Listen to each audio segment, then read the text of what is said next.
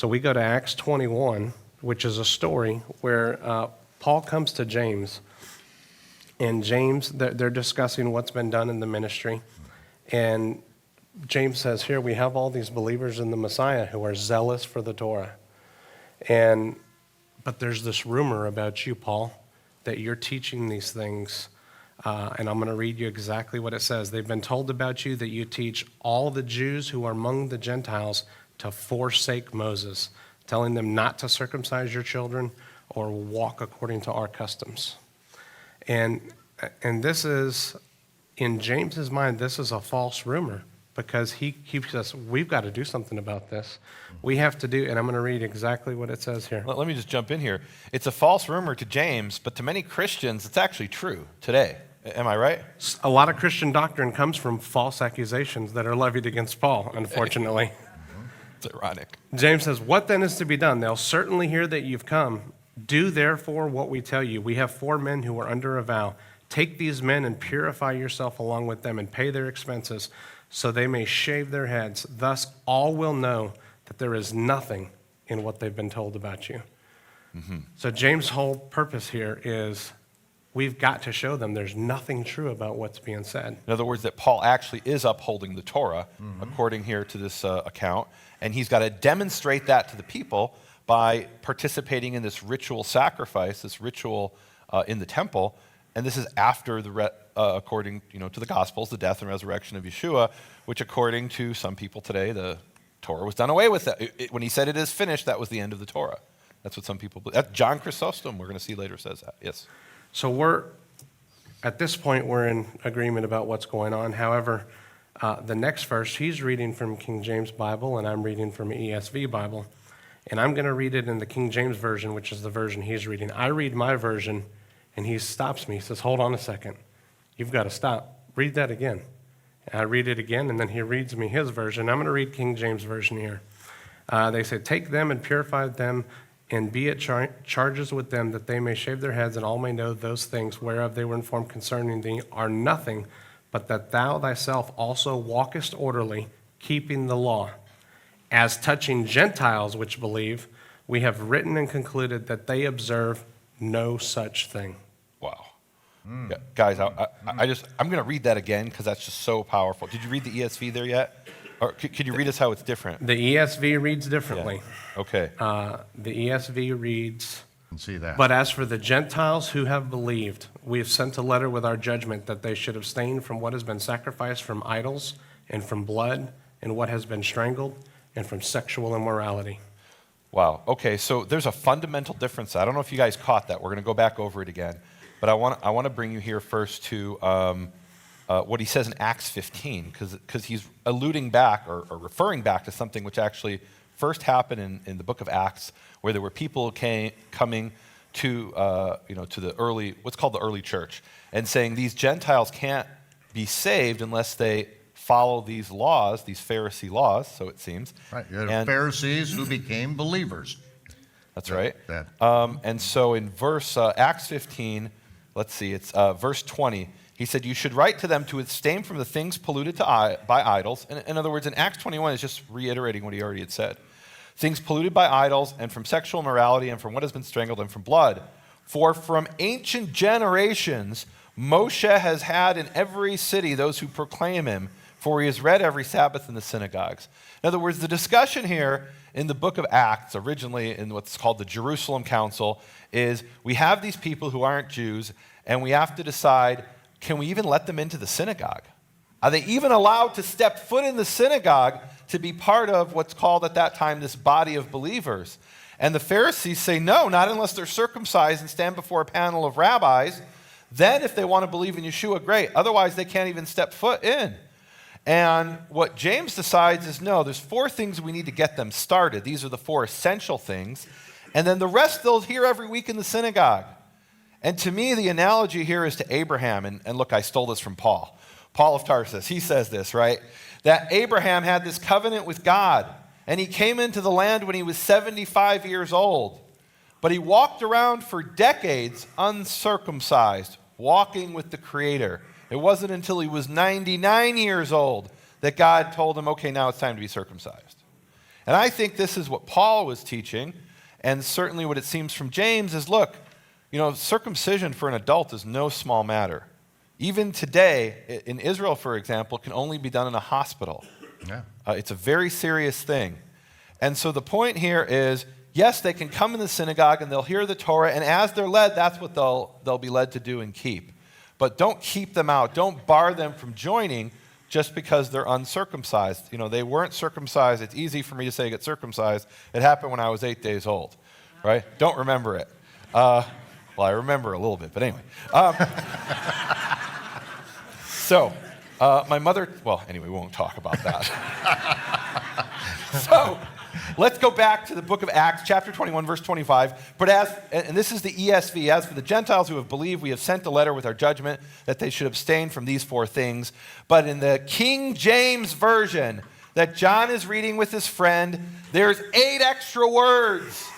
In the Greek, it's 6 words. In the English, it's 8 extra words.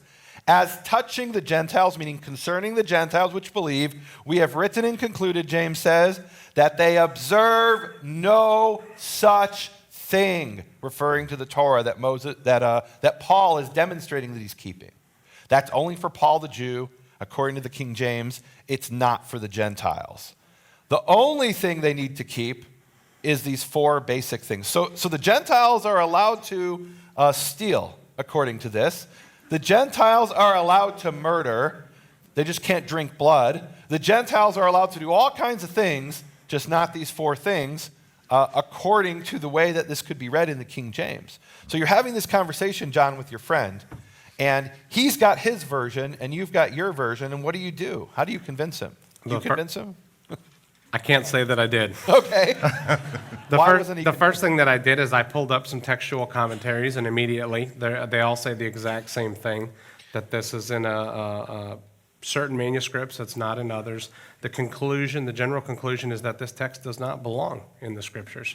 And the fundamental problem we have, and this is not a unique problem between me and my friend, anybody that's ever sat down at a table with more than 3 or 4 people, you're reading different versions of the Bible. They don't always read exactly the same way.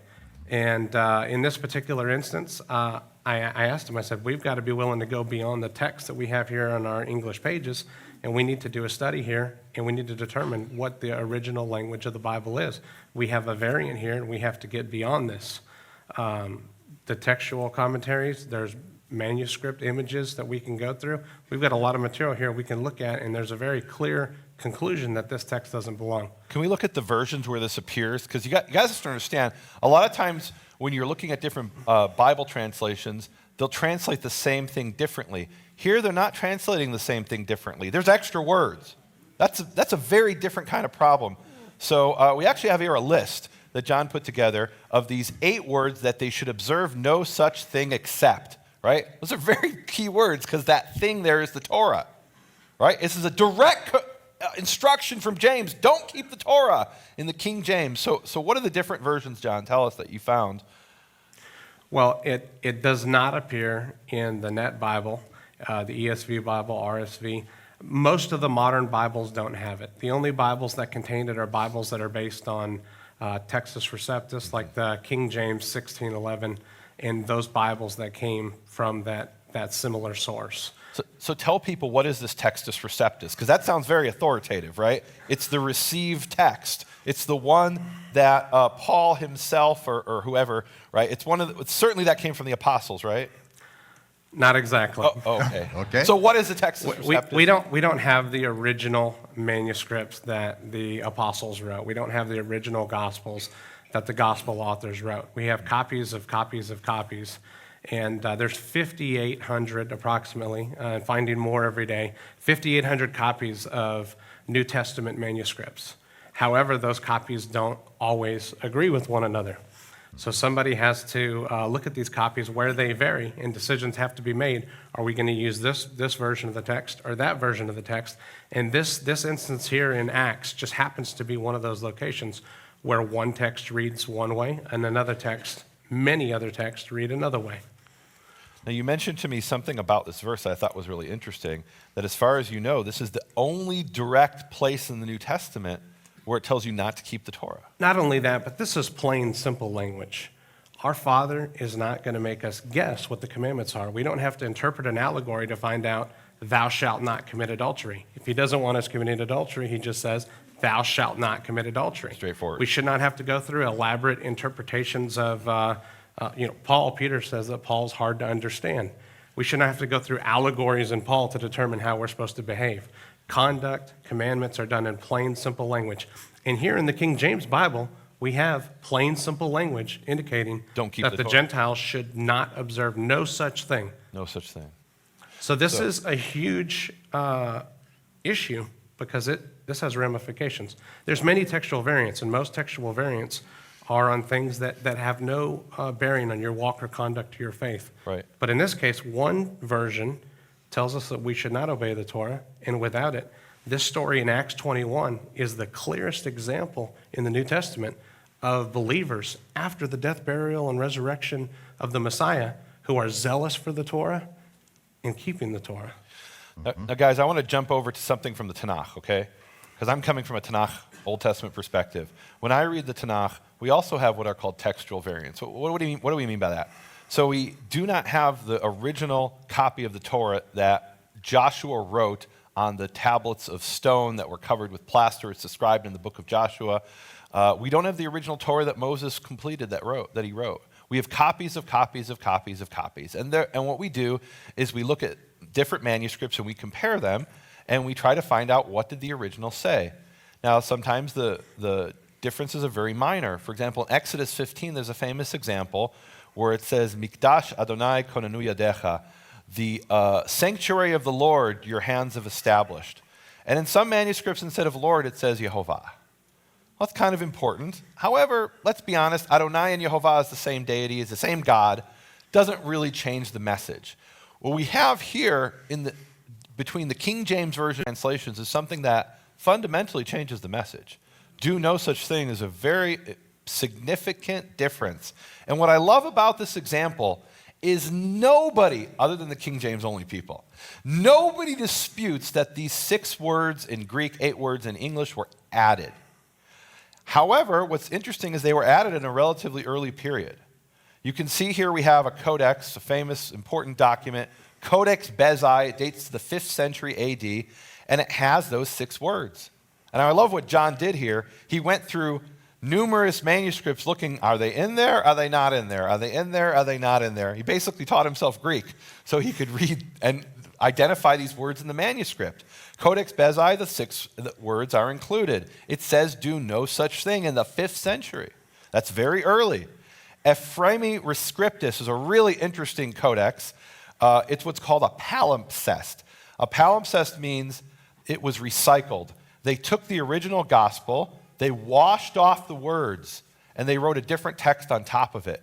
What scholars in the 19th century did is they went through this thing with a microscope and took special types of photographs, and they were able to read the erased words. And what we have marked here in this 5th century, the original text of the palimpsest, it has the 6 words in Greek, do no such thing. So, 2 witnesses, and we can say, hey, everything is established by 2 or 3 witnesses. But what do you do when you have 2 witnesses that say the other way around? Here's Codex Sinaiticus from the 4th century, and when we've marked there in red, that's where the words do not appear. If the words were in the text, this is where they would be, and they're not in the 4th century Codex Sinaiticus. Codex Vaticanus, 4th century, the words are omitted. Where we put in red here is where those words would appear. So, we have 2 different versions. And John, what I love about the story you told is at the end, the way you described it to me, is we had 2, you and your friend were on the phone, and you said, you have your Bible and I have my Bible, and they're not the same. In one they appear, in the other they don't. Here's Codex Alexandrinus from the 5th century. The words are omitted. P74 is a papyrus. And you think a papyrus must be early. Not necessarily. This one's later than the codexes. It's from the 7th century. The words are omitted. So here's a quote from 2 of the greatest New Testament scholars who wrote a book called The Textual Guide to the Greek New Testament, Omanson and Metzger. Bruce Metzger is a legend in New Testament textual studies. They write, the reading, meaning those 6 words, 8 words in the English, do no such thing, is a Western paraphrase of the intent of the decree of James. And this is really interesting. These guys know that you're not supposed to keep the Torah. That's their starting assumption.